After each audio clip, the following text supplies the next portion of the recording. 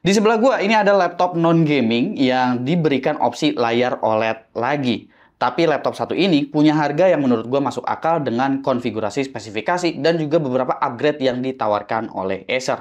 Laptop apa ini? Ini adalah Acer SwiftGo 14 SFG 1473 Evo OLED.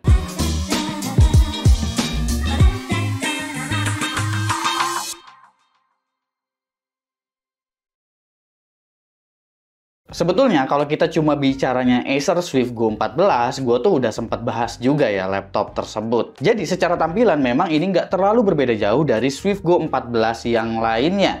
Ada beberapa aja minor-minor yang kelihatan detailing-detailingnya tuh lebih beda. Tapi itu sebenarnya nggak cuma beda dari penampilan aja, melainkan memang ada fitur tambahan yang diberikan oleh Acer. Kalau kita lihat tampilan luarnya, di bagian depannya itu ada logo kecil di bagian atas, logo Acer, yang posisinya tuh memang ada di atas, bukan di tengah, bukan di samping. Menurut kalian kira-kira posisi logo yang kayak begini lebih oke atau enggak? Coba komen aja di bawah. Tapi di bagian atasnya lagi, itu si Acer laptopnya tuh bener-bener nggak rata ya. Di bagian webcamnya itu agak ngejendol gitu di bagian atasnya. Tapi kalau bicara finishing ataupun material, ini adalah finishing yang oke. Terlebih lagi, dimensi dari laptop ini juga menurut gua sangat-sangat bagus. Terutama di bagian bobotnya yang cuma 1,3 kg. Kalau dimensinya sendiri itu ada di angka 31,29 x 21,7 x 1,49 cm. Ya oke lah, masih termasuk tipis bahkan di kelasnya. Keyboardnya nggak full size, tapi dia punya jarak-jarak yang menurut gua ini jadi lumayan enak buat dipakai. Travel distance dan feel-nya memang nggak segitunya clicky, tapi kalau soal ukuran keycaps menurut gua udah oke lah. Cuma touchpad-nya di sini kali ini berubah cukup banyak, karena selain touchpad-nya yang lebih lebar kali ini di SwiftGo 14, kali ini Acer memberikan yang namanya multi-control touchpad, yang mana kalian jika lagi nyetel video, baik itu streaming ataupun menggunakan media player, itu bakalan keluar otomatis seperti tombol kapasitif. Jadi kalian bisa mengatur macam-macam untuk multimedia melalui touchpad ini. Kalau kalian nggak perlu ini, kalian tuh bisa set untuk off ataupun dihidupin secara otomatis seperti ini melalui software Acer Sense. Bagian I/O-nya juga lengkap ya, ada 2 kali Thunderbolt, habis itu USB Type A juga masih disediain di sini 2 biji, dua-duanya USB 3.2, bahkan ada slot micro SD reader. HDMI pun bahkan udah disediain, jadi udah nggak perlu dongle-donggelan lagi di laptop ini. Menurut gua I/O yang lengkap untuk laptop yang compact tipis seperti ini sangat-sangat penting ya, karena tujuan dari compact ya biar dibawa kemana-mananya nggak lagi nambah-nambahin kabel. Terlebih lagi kita kan udah bawa charger juga, ya chargernya nggak gitu gede sih. Tapi kalau nambah-nambahin device lagi kan sama aja bohong gitu. Nah di bagian layarnya, seperti yang gue bilang di awal, ini udah diberikan panel OLED. Panel OLED seperti apa yang diberikan oleh Acer? Di sini Acer menggunakan resolusi 2880 x 1800 dengan refresh rate di 90 Hz. Ya, memang bukan di 120 Hz, tapi menurut gua ini udah sangat-sangat cukup. Tingkat kecerahan mencapai 500 nits dan juga color gamut di 100% DCI-P3. Lalu kalau gue bicarainnya soal webcam, di sini tuh webcamnya cukup menarik karena Acer memberikan webcam dengan resolusi 1440p. Ya kualitasnya memang moderat untuk resolusi 1440p, tapi sangat jarang banget gue lihat laptop Windows yang diberikan resolusi 1440p untuk webcamnya. Terlebih lagi ini untuk rekam video, jadi bukan 1440p 2 megapiksel untuk foto gitu.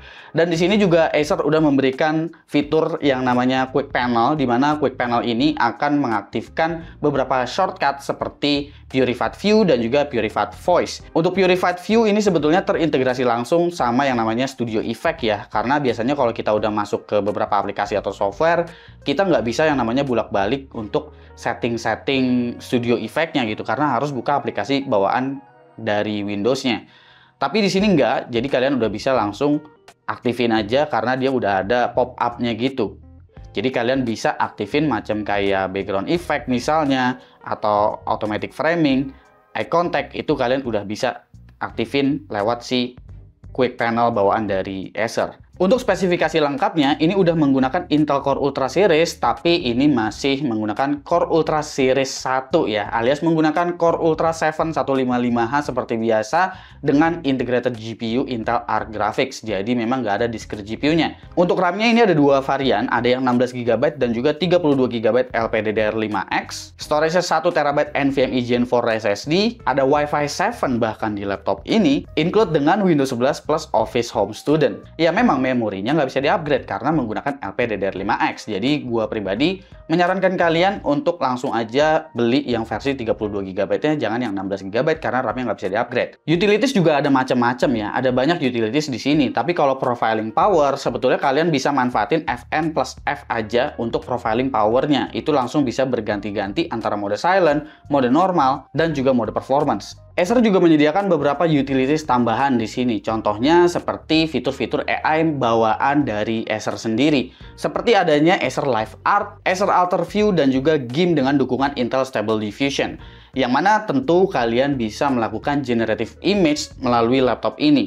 Yang disebutkan oleh Acer katanya sih ini udah memanfaatkan CPU, GPU, dan bahkan NPU dari si Intel Core Ultra 7 155H-nya. Kalau Live Art ataupun GIMP ini ya mirip-mirip seperti Stable Diffusion ataupun InPaint gitu ya. Tapi kalau Alter View ini kalian bisa mengubah gambar dua dimensi atau still image itu menjadi semi-semi animasi lah. Dan animasi tipis-tipis ini bisa kalian manfaatkan sebagai sebuah live wallpaper gitulah. Lalu untuk baterai, klaim dari Acer ini laptopnya bisa bertahan kurang lebih sekitar 11 jam untuk video playback. Tentu pengujian dari Acer angka 11 jamnya ini pastinya udah menggunakan power saving dari Windows, menggunakan mode silent, brightness-nya mungkin udah mentok kiri banget, makanya bisa dapat 11 jam. Tapi kalau kalian pakai mode performance, sebetulnya juga daya tahan baterainya masih cukup panjang untuk kapasitas baterai 65 Wh.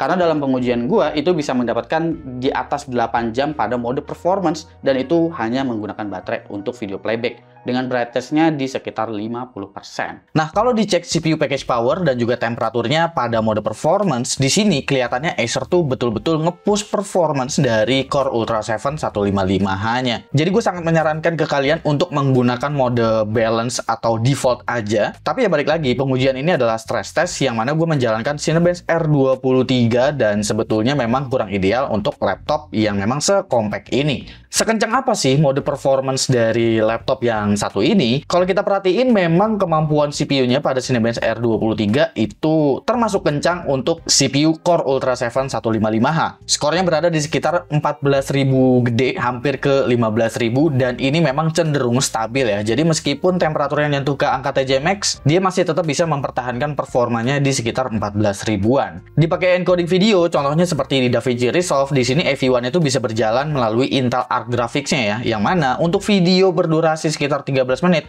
ini kalian udah bisa ekspor dalam waktu sekitar 3 menit 57 detik aja, sekitar hampir 4 menit lah. Bahkan ternyata setelah gua cek di CapCut, ini Intel Arc juga udah punya dukungan ternyata di CapCut ya untuk AV1-nya. Jadi buat encode AV1 di CapCut juga sekarang udah bisa berjalan kencang menggunakan si Core Ultra 7 155H. Project video yang sama berdurasi 13 menit, bahkan di CapCut ini bisa beres dalam waktu 2 menit 29 detik aja untuk resolusi 1080p.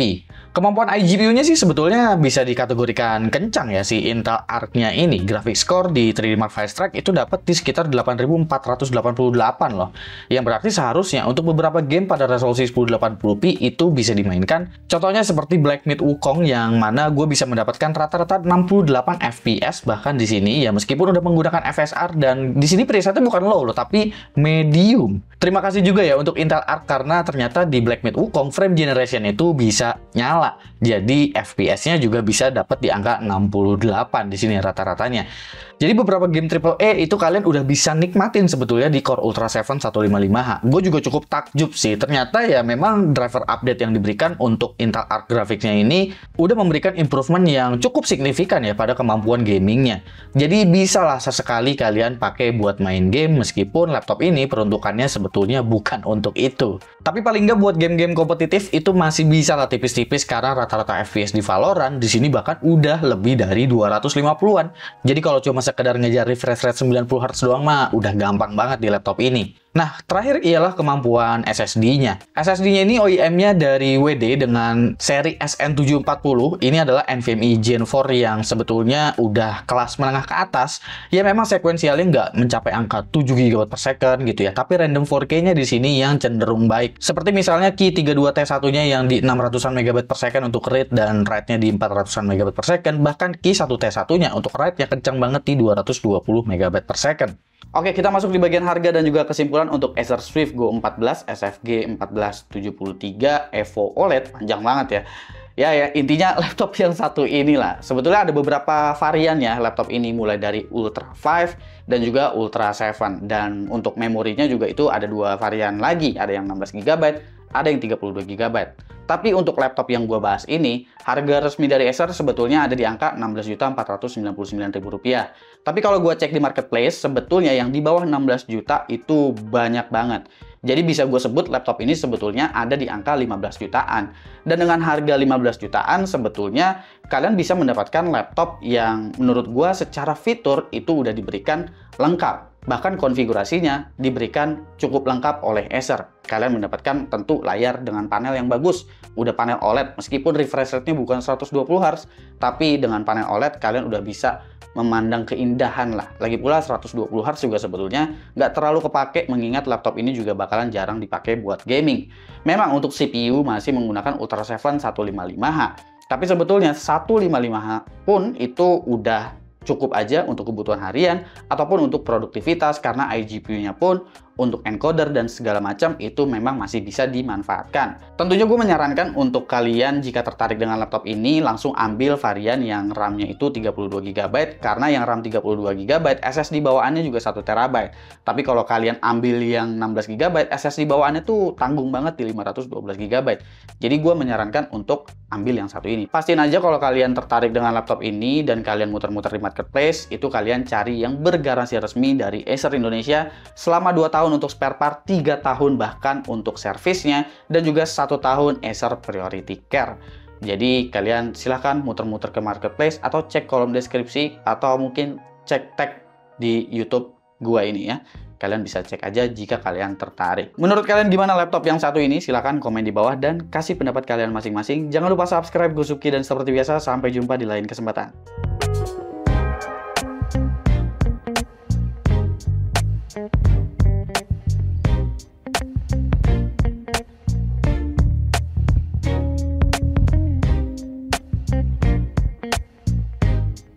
Thank you.